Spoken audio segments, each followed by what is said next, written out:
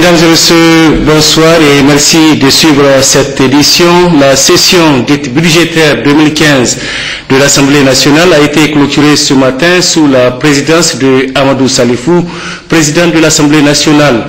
Dans le discours qu'il a prononcé à cette occasion, le président Amadou Salifou a rappelé le travail accompli par les députés au cours de cette session. Oumojimila Moudanchirou et Sani Issouf. C'était en présence du Premier ministre chef du gouvernement et des membres du gouvernement, des présidents des institutions de la République, des représentants du corps diplomatique, ceux des institutions internationales, des autorités religieuses et autres invités de marque qui s'est clôturée la deuxième session ordinaire de l'Assemblée nationale au titre de l'année 2015. Dans les discours qu'il a prononcés à cette occasion, le président de l'Assemblée nationale a exprimé toute sa satisfaction quant aux résultats obtenus durant les 2 mois de la session achevée. Parmi ces résultats, l'adoption du projet de loi de finances pour l'année 2016, la poursuite de l'exécution du programme législatif et le contrôle de l'action gouvernementale. En effet, grâce à l'assiduité et à l'ardeur de l'ensemble des députés, qui ont souvent sacrifié leur temps de légitime repos à son examen, le projet de loi de finances pour l'année 2016 a été adopté dès la fin de la première décade du mois de novembre 2015. En commission comme en plénière, tous ces députés, avant de se prononcer sur le projet gouvernemental, se sont penchés avec minutie sur chacun de ces détails, qu'il s'agisse des recettes ou des dépenses. C'est donc le fruit d'un travail véritablement méticuleux et collectif que je viens de transmettre au président de la République pour promulgation. Cependant, je me dois de rappeler à nos partenaires de l'exécutif qu'un budget ne saurait être bon en soi, il ne vaut que par une exécution diligente où la rationalité des choix d'objectifs et de dépenses le dispute à la mobilisation efficace et intelligente des ressources. En un mot, il s'agira d'être sage et économe dans la dépense et efficace dans la perception des recettes. Par rapport à l'exécution du programme législatif, plus d'une vingtaine de lois qui couvrent plusieurs domaines de la vie sociale a été adoptée. S'agissant de ces lois votées, je voudrais m'attarder un peu sur celles relatives aux ratifications des accords et conventions de prêt dont le caractère répétitif du passage à l'Assemblée nationale ne manque pas d'intriguer nos compatriotes qui bien souvent s'interrogent quant à leurs conséquences sur leur vécu quotidien. Excellence, Monsieur le chef du gouvernement, face à la pertinence des interrogations de ces compatriotes, les députés souhaitent que tous les accords de prêt dont ils autorisent la ratification soient mis en œuvre avec la célérité requise par la situation de notre pays. Par-dessus tout, leur souhait est que désormais, l'on bannisse cette situation paradoxe où des projets sont clôturés alors qu'à peine la moitié des crédits relatifs sont consommés. À cet égard, il me semble que le choix des hommes est capital, que donc désormais, les projets ne soient confiés qu'aux cadres les plus consensueux disposant de tous les prérequis nécessaires à leur mission. De l'avis de l'Assemblée nationale, il faut également travailler à réduire les délais entre la ratification des accords et conventions de prêt et le début effectif de la mise en œuvre des projets. Dans son adresse, le président de l'Assemblée nationale n'a pas omis de déplorer le contexte sécuritaire actuel et les événements qui en découlent. S'agissant de ces événements, la tragique actualité au village de Gogone, en France, au Mali et en Tunisie, nous rappelle si besoin en était que la guerre contre le cancer terroriste n'est pas terminée. Pire, elle s'étend au monde entier sur les formes les plus sournoises. Tout en m'inclinant devant la mémoire des victimes de l'attaque barbare de Gogone, je voudrais au nom de l'ensemble des députés présenter à leurs familles respectives, ainsi qu'au gouvernement et au peuple français, malien et tunisien, mes condoléances les plus émues. Pour rappeler cette guerre qui nous est imposée, contrairement au conflit armé classique, n'est pas du ressort unique de l'armée. Il s'agit d'une guerre où l'ennemi passe comme camouflage permanent au sein des populations civiles, frappe en toute lâcheté avant de se fondre dans l'anonymat protecteur des masses populaires. Au regard de l'asymétrie de l'action terroriste, il me semble que l'arme la plus efficace est la vigilance populaire. J'invite donc chaque citoyen de ce pays sur la ligne de front et partout ailleurs, dans nos contrées rurales comme dans le quartier de nos villes, à être sur le qui-vive permanent. Il s'agit véritablement d'un combat de tous pour tous. Seule notre cohésion et notre commune volonté de vaincre nous assureront la victoire totale. Condition essentielle de la poursuite de l'œuvre de construction nationale à laquelle s'appelle le président Au terme de son allocution, le président de l'Assemblée nationale a rappelé que la fin de la première législature de la 7e République est le 15 mars 2016, d'où la nécessité de la disponibilité de l'Assemblée nationale à continuer à examiner les textes encore à souffrance. Par ailleurs, le président de l'Assemblée nationale a reçu en audience cet après-midi Jean-Marie Le Guen, secrétaire d'État français en charge des relations avec le Parlement. Au centre des échanges, la situation sécuritaire. C'est une visite d'amitié et aussi une visite de travail.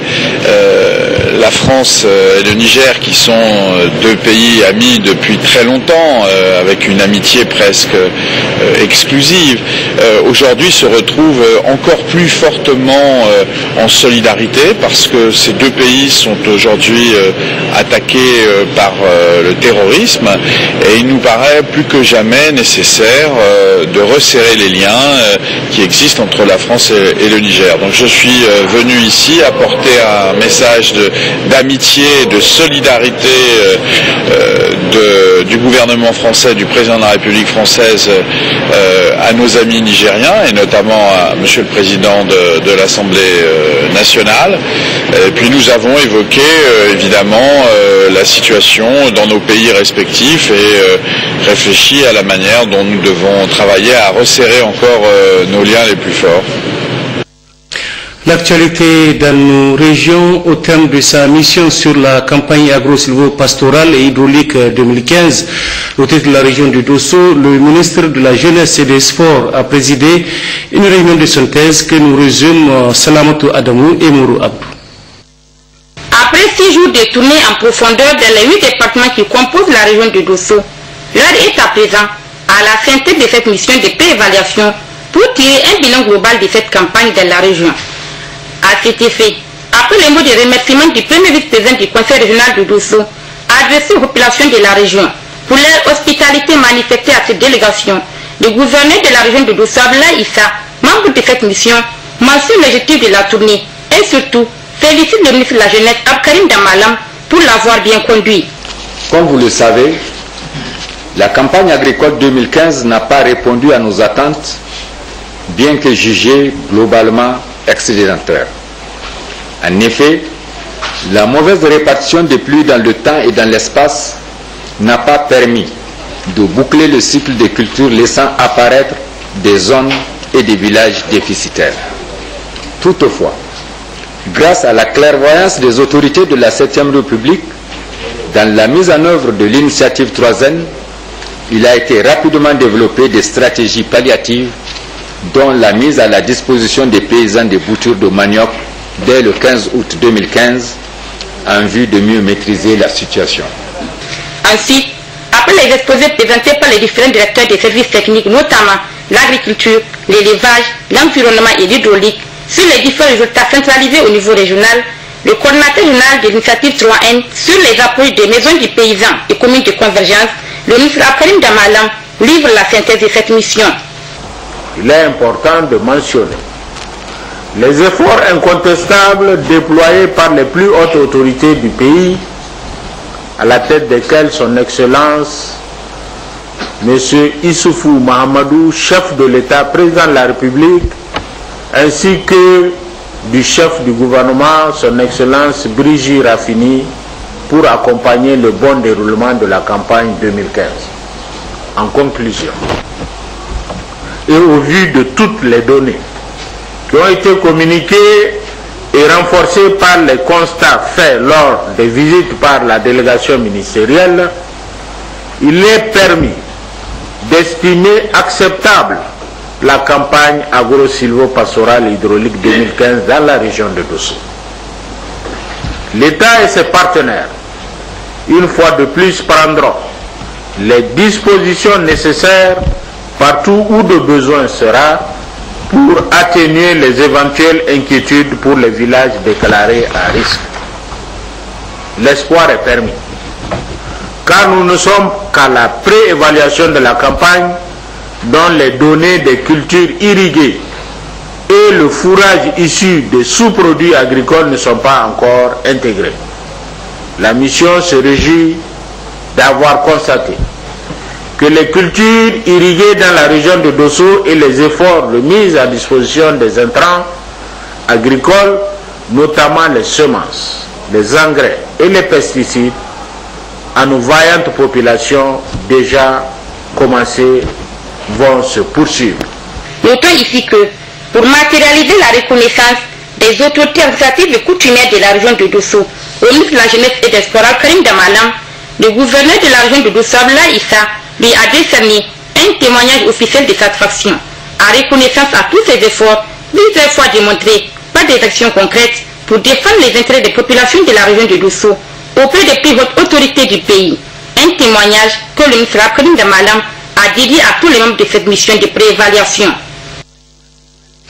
L'UNICEF vient de réhabiliter le complexe secondaire des filles de Bilma.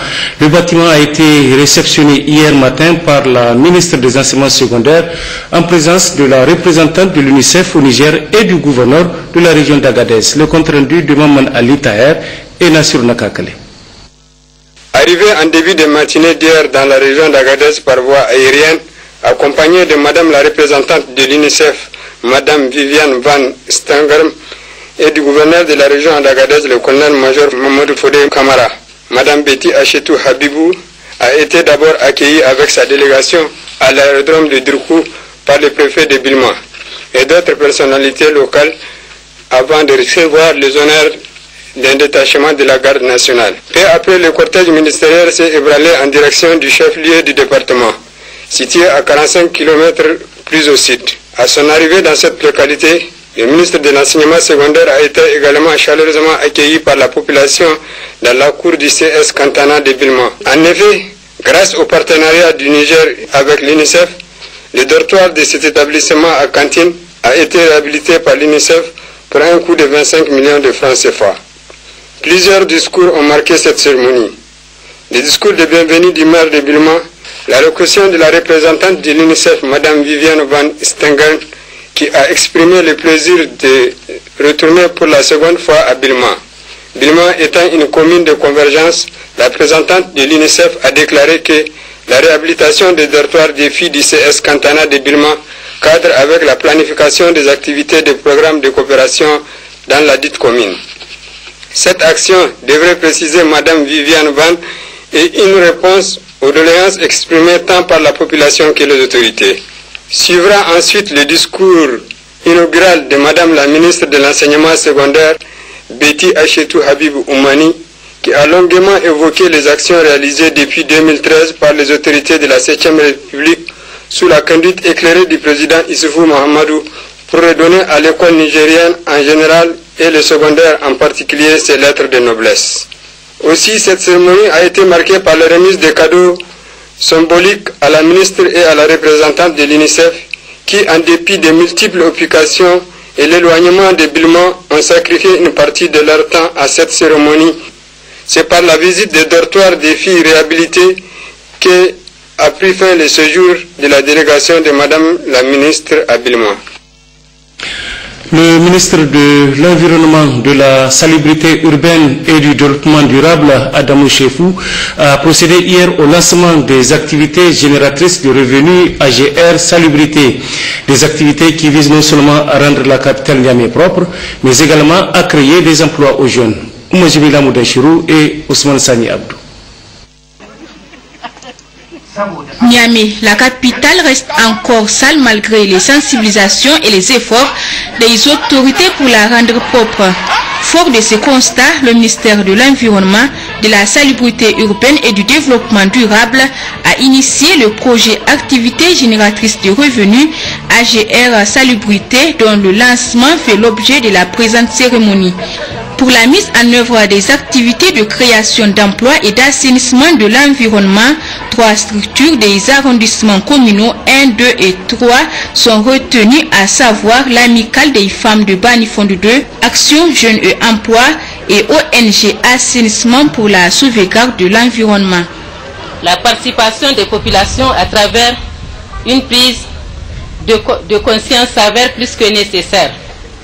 Nous nous devons de rendre la ville de Niamey propre. Et cette propreté passe par l'éducation, l'information et la communication pour un changement de comportement afin de responsabiliser tout un chacun. Nous osons espérer que cette occasion qui nous est offerte nous permettra de relever le défi, c'est-à-dire rendre notre ville propre à l'instar des autres capitales africaines. Les activités AGR Salubrité sont financées par le programme des Nations Unies pour le développement PNUD et viennent renforcer les actions du gouvernement pour faire de Niamey une ville coquette. Cet appui du PNUD vient à point nommé et constitue une importante contribution pour redonner à notre chère capitale ses lettres de noblesse. Le fonds alloué qui a servi à recruter, former et équiper plus d'une centaine de poussiers chargés de collecter et d'évacuer les déchets vers des décharges, des avantages directs et immédiats sur la réduction de la pauvreté, un impact réel sur l'amélioration des conditions de vie des populations et de leur cadre de vie. Ainsi, notre capitale aura un visage nouveau qui fera d'elle Niamey la coquette, Niamey Niala, conformément aux attentes de nos plus hautes autorités, au premier rang desquelles son Excellence Alaji Soufou Mahamadou, président de la République, chef de l'État, et son Excellence M. Brigitte Rattini, Premier ministre, chef du gouvernement. La phase pilote de ce projet prévoit des campagnes de sensibilisation dans des ménages, fadas et quartiers pour que des actions harmonieuses soient mises en œuvre en faveur de la salubrité et de l'assainissement de la ville de Niamey, tous ensemble pour la préservation et la sauvegarde de l'environnement. Le ministre des Enseignements professionnels et techniques, Cheibou Inna, était du 8 au 14 novembre dernier à Genève en Suisse, où il a effectué une visite de travail. Objectif, s'imprégner du système suisse qui est aujourd'hui un modèle en matière de formation professionnelle. La synthèse avec Jibril Namalka.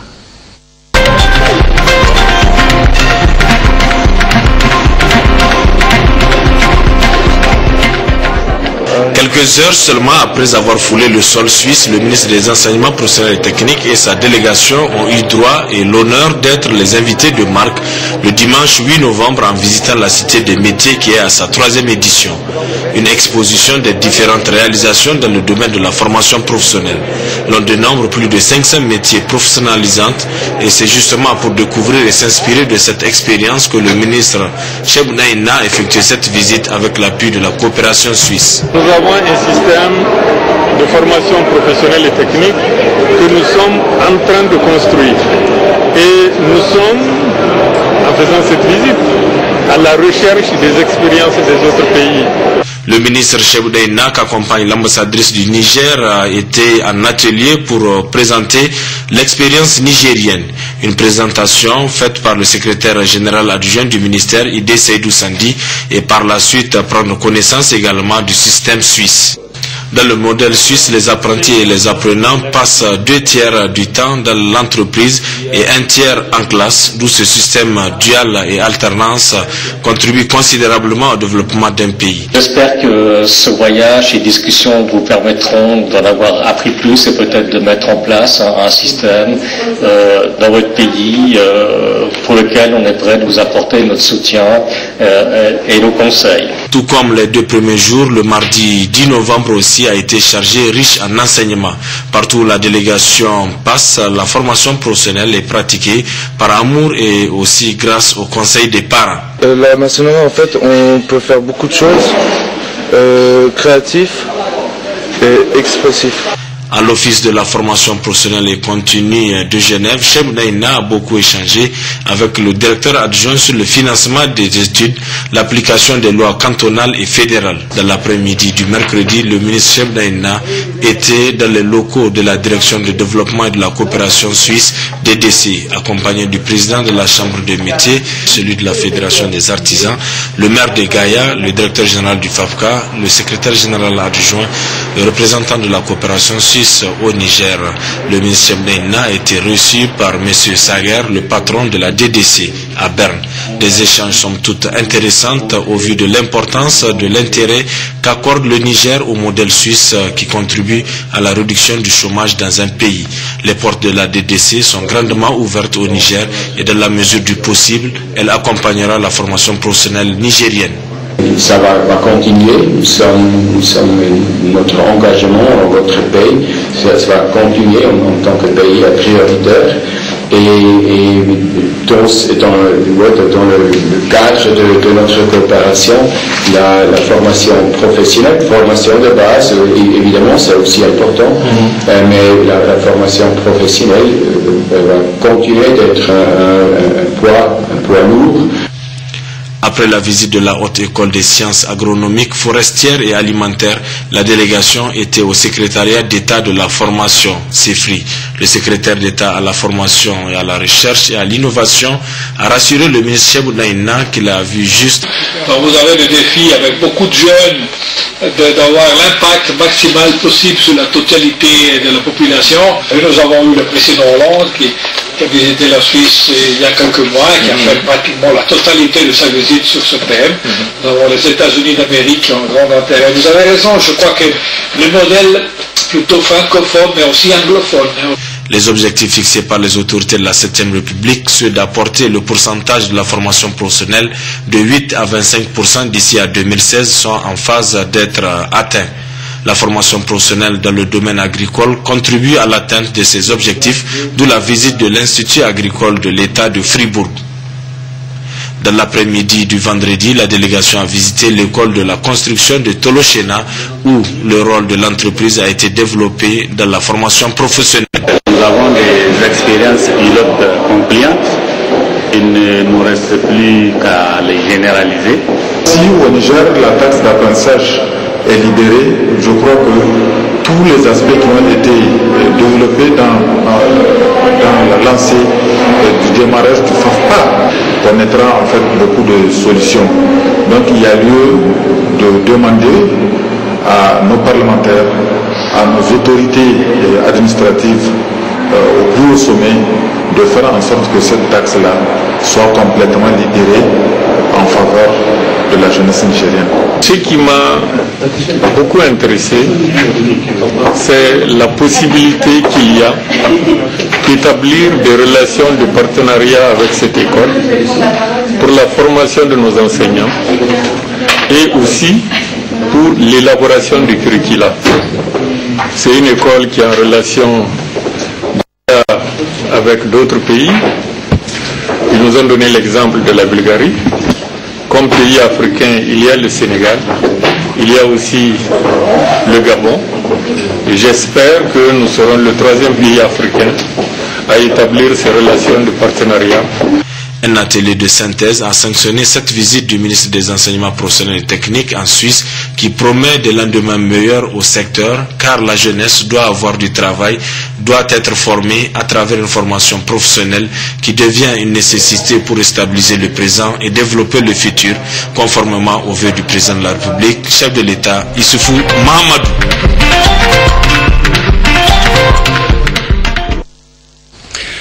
Plusieurs fidèles musulmans à Agadez ont entamé une lecture du Saint-Coran à l'honneur des victimes des attentats de Boko Haram à Difa et pour la culture de la paix au Niger et dans le reste du monde. Des précisions avec Ibrahim Mariko et Hachim Mohamed. C'est une tradition de longue date à Agadez. Lorsqu'une partie du territoire national est en deuil, les fidèles musulmans se retrouvent à la célèbre mosquée médiévale Miskini pour implorer la grâce d'Allah à travers la lecture collective du Saint-Coran et autres invocations du prophète Mohammed, paix salut sur son nom. Le gouverneur de la région d'Agadez, le colonel-major Fodé Kamara, accompagné des secrétaires généraux de la région, Les maires de la commune urbaine d'Agadez et les responsables de FDS ont pris part à la Fatia pour encourager cette initiative en solidarité avec les victimes des attentats barbares et terroristes dans la région du Difa. On a prié également pour la stabilité du Niger et un havre de paix au milieu de foyers de tension de plus en plus actifs.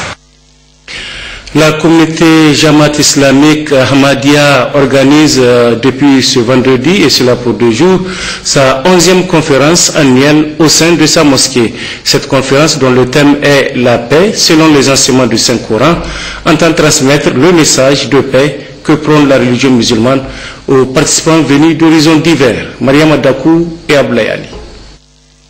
Cette 11e conférence annuelle de la Jamaat islamique Ahmadiyya, appelée Jalsa Salana, dont l'ouverture a eu lieu parallèlement au sermon de la prière de vendredi, a pour but de rappeler aux fidèles musulmans, particulièrement les membres de la communauté Ahmadiyya, à travers plusieurs exposés, les enseignements du Saint-Coran concernant la paix sociale. Chaque année, la Jamaat islamique Ahmadiyya, depuis 1901, elle organise ces Jalsa Salana partout dans le monde entier, dans les 200 pays du monde. Donc notre objectif de cette Jalsa, tout d'abord, c'est la fraternité et l'amour entre les frères musulmans. Et ce qui est présentement dans les situations actuelles, ce qui on dit que l'islam c'est une religion de terrorisme, c'est ça nous avons pris ce sujet, ce thème aujourd'hui pour montrer tout le monde que l'islam c'est pas une religion de la terrorisme, l'islam c'est une religion de la paix. Cette conférence qui a regroupé des participants venus de pays tels que la Tunisie, le Mali, le Togo et ceux de l'intérieur du pays essaiera donc à travers les différentes communications de faire le lien entre l'islam et la paix. Al-Adl c'est égal à Salam, Al-Adl c'est la paix. Vous voyez dans le monde entier, il y a de la misère, mais il y a des gens qui vivent dans un grand niveau. Les autres, ils vivent sous la terre. Il n'y a pas l'adl. Il n'y a pas l'adl, l'égalité. L'égalité, est égal à la paix, la justice. C'est la meilleure chose. Inna Allah ya'muru bil adl. Lorsqu'on voit ce verset du Coran, ça donne tout le chemin sera clair. L'adl, la paix, l'adl, l'égalité, l'ihsan, ita'i dhil qurba. Où Allah subhanahu wa ta'ala dit les choses qui sont mal. C'est simple, c'est pas compliqué. Ils doivent voir le Coran et voir Sirat Muhammad sallallahu alayhi wa sallam pour sortir de cette mauvaise situation. Il convient de rappeler que le mouvement Ahmadiyya a été créé en 1889 en Inde par celui qu'on appelle le Messie promis, Hazrat Mirza Ghulam Ahmad, afin d'établir la paix et l'amour dans le monde entier. Ainsi, par l'organisation de cette Jalsa, la Jamaat islamique Ahmadiyya entend refroidir l'amour matériel et faire primer parfaitement l'amour divin et celui du saint prophète Muhammad sallallahu alayhi wa sallam.